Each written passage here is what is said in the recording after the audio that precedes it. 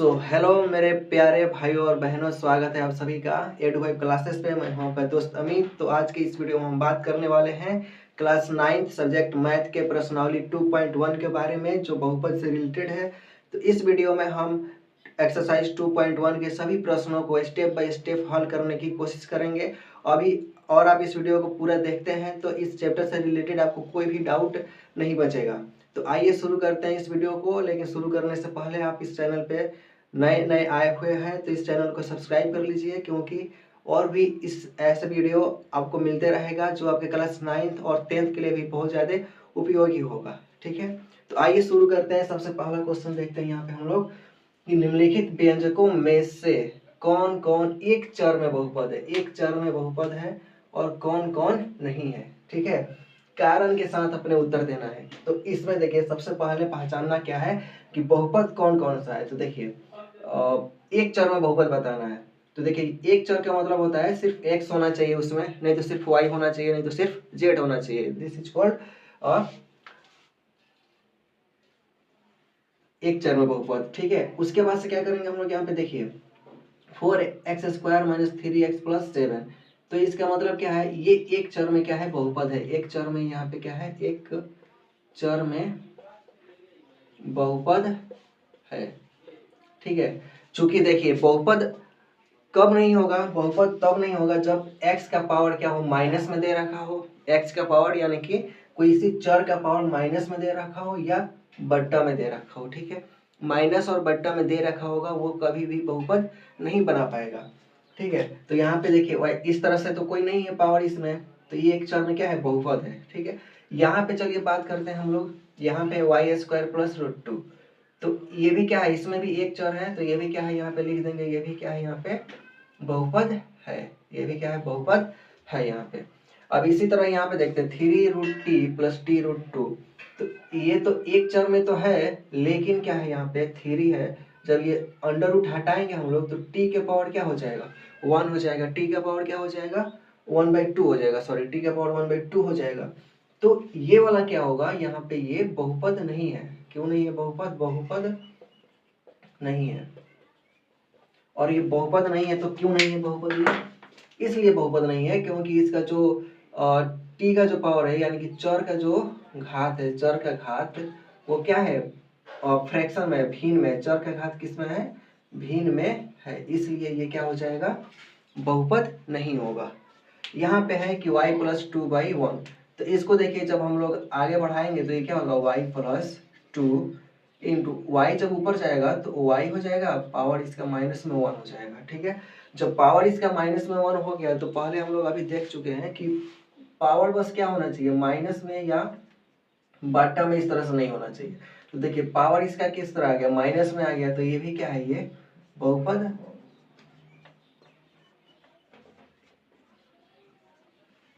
नहीं है। आगे लिख देंगे कि चर का घात क्या है, भिन्न में, माइनस में, निगेटिव है, इसलिए क्या है, बहुपद नहीं है।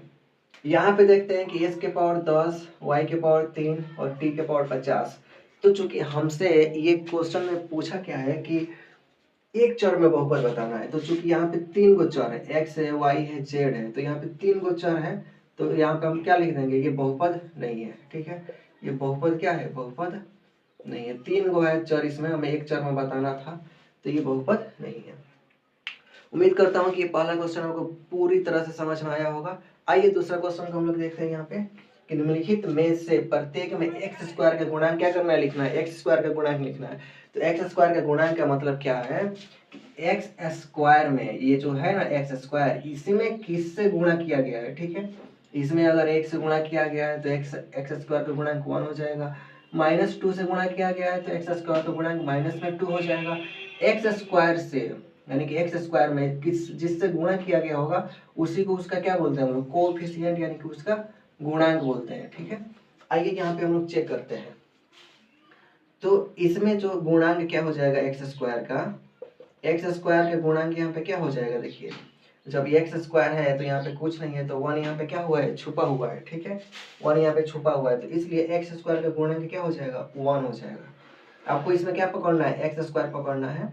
तो x² हो गया ना, तो x² में किससे गुणा किया, 1 से, कुछ नहीं है तो 1 से गुणा किया, तो इसलिए इसका आंसर क्या होगा, 1 हो जाएगा। इसमें क्या हो जाएगा, एक्स स्क्वायर का गुणांक यहाँ पे क्या हो जाएगा, तो यहाँ पे क्या हो जाएगा, यहाँ पे देखिए -1 हो जाएगा। क्या हो जाएगा, यहाँ पे कुछ नहीं है तो क्या हो जाएगा 1 है, तो यहाँ पे माइनस में 1 हो जाएगा। एक्स स्क्वायर का गुणांक बताना है, ठीक है। यहाँ पे क्या है, एक्स स्क्वायर का गुणांक यहाँ पे क्या हो जाएगा, एक्स स्क्वायर का गुणांक यहाँ पे क्या हो जाएगा, एक्स स्क्वायर में किससे गुणा किया गया, यहाँ पे देखिए π/2 से, तो आवर आंसर इज π/2। यहाँ पे एक्स स्क्वायर का गुणांक क्या है, नहीं है, तो √2x - 1 है, तो यहाँ पे एक्स स्क्वायर का गुणांक क्या होगा, नहीं होगा, कुछ नहीं हो पाएगा, यहाँ पे 0 लिख देंगे इसका, क्योंकि इसमें क्या है, यहाँ पे x तो है लेकिन एक्स स्क्वायर नहीं है। बताना किसका था, हमें एक्स स्क्वायर का ही बताना है, तो एक्स स्क्वायर तो है नहीं, तो इसको 0 मान लेंगे, ठीक है, 0, उसका गुणांक क्या होगा, 0 हो जाएगा। उसी तरह यहाँ पे 3 नंबर क्वेश्चन हम लोग देखते हैं। यहाँ पे कह रहा है क्या कि 35 घात के द्विपद का और 100 घात के एक पद का एक एक उदाहरण दीजिए। तो 35 घात, ठीक है, द्विपद कैसे लिखेंगे, मान लीजिए कि 3x प्लस x हो गया, 3x प्लस क्या हो गया, x हो गया। तो 35 का घात लिखना है, तो हम लोग इस पे क्या लिख देंगे, और 35 लिख देंगे, 3x के पावर 35 प्लस क्या हो गया, x हो गया, द्विपद में हो गया, किस में हो गया, ये वाला द्विपद में हो गया। उसी तरह 100 घात की एक पदी का, तो यहाँ पे y के पावर 100 लिख देंगे, एक पद में हो गया, या नहीं तो x के पावर 100 लिख देंगे, एक पद में हो गया, नहीं तो z के पावर 100 लिख देंगे, एक पद में हो गया, ठीक है। तो इस तरह से इसको क्या करना था, दिखाना है बस। यहाँ पे क्वेश्चन है कि निम्नलिखित बहुपदों में से प्रत्येक बहुपद की घात लिखिए। तो मेरे प्यारे भाइयों और बहनों, क्या होता है कि बहुपद की घात वैसी संख्या को बोलते हैं, उस घात को बोला जाता है जो उस बहुपद में सबसे बड़ी संख्या होती है, ठीक है।